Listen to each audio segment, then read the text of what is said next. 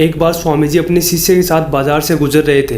वो दोनों एक दूसरे से बातें करते जा रहे थे। अचानक एक आदमी सामने आया और स्वामी जी को बुरा भला कहने लगा। वो आदमी गुस्से में लाल पीला हो रहा था और स्वामी जी को कड़वे और गंदे शब्द बोल रहा था। स्वामी जी ने उसकी बातों का कोई जवाब नहीं दिया और मुस्कुराते हुए आगे बढ़ गए। स्वामी जी को मुस्कुराता देख उस आदमी का गुस्सा और बढ़ गया और वो उनको गालियां देने लगा। यह सब होते हुए भी स्वामी जी ने उस पर कोई ध्यान नहीं दिया और आगे बढ़ते रहे। जब उस आदमी ने देखा कि मेरी बातों का स्वामी जी पर कोई असर नहीं हो रहा है तो मन ही मन बड़बड़ाते हुए चुप हो गया। ये सब देखकर स्वामी जी के शिष्य को बहुत बुरा लगा, तो उसने स्वामी जी से पूछा कि आपने उस आदमी की बातों का जवाब क्यों नहीं दिया। और तो और वो गालियां देता रहा और आप मुस्कुराते रहे। क्या आपको उसकी बातें सुनकर गुस्सा नहीं आया? स्वामी जी ने शिष्य की तरफ देखा और अपने पीछे आने का इशारा किया। वो दोनों चलते चलते स्वामी जी की कुटिया तक पहुंच गए। स्वामी जी ने शिष्य को बैठाया और बोले, तुम यहीं रुको, मैं अभी आता हूँ। थोड़ी देर बाद स्वामी जी जब वापस आए तो उनके हाथ में भोजन था।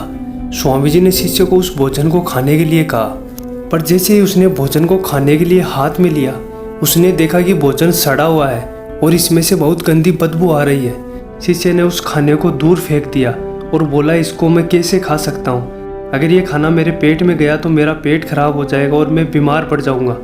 ये सुनकर स्वामी जी ने कहा, गंदा और बदबूदार खाना पेट के अंदर जाने से अगर हमारे पेट को खराब कर सकता है तो क्या किसी की गालियाँ, नेगेटिव बातें और कड़वे शब्द हमारे कानों के अंदर जाकर हमारे मन को खराब नहीं कर सकते?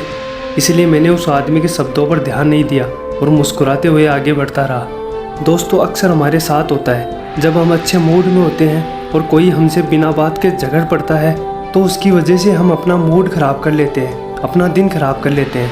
हम जो कर रहे होते हैं उसे भूलकर उस इंसान के बारे में सोचने लगते हैं और अंदर ही अंदर दुखी होते रहते हैं। दोस्तों, ऐसे लोग हमेशा बदबूदार भोजन की तरह होते हैं जिनको हमेशा अपने से दूर रखना चाहिए और दूर से ही मुस्कुराकर इनसे बचना चाहिए।